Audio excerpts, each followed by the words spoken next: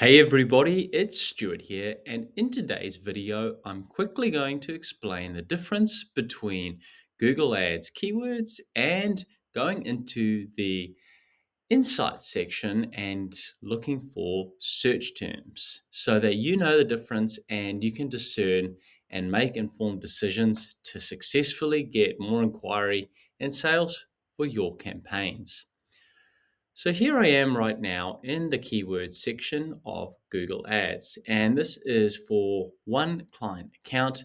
And we can see on the right hand side, there are the metrics for three different types of keywords. We've got HiAB Company, HiAB Hire Christchurch, and then HiAB Services Christchurch.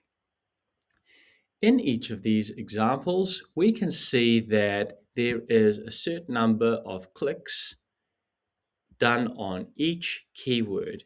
Now, the keyword section here is keywords that you have identified that people in your target market might be interested in clicking on when they do a Google search for your particular product or service.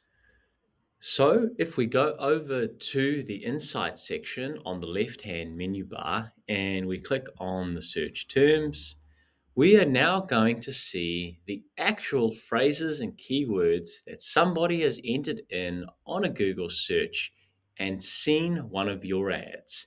And if we scroll down now, it's no surprise that one of the top search phrases is the client's brand keywords, as well as HiAB Hire Christchurch, HiAB Hire, as well as some other additional phrases as well.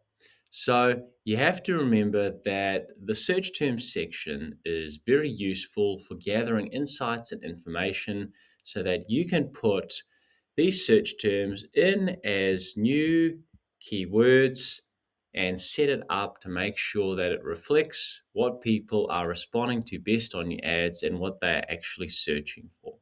So I hope you find this video useful. If you do, hit that like button down below and have a fantastic day, everybody.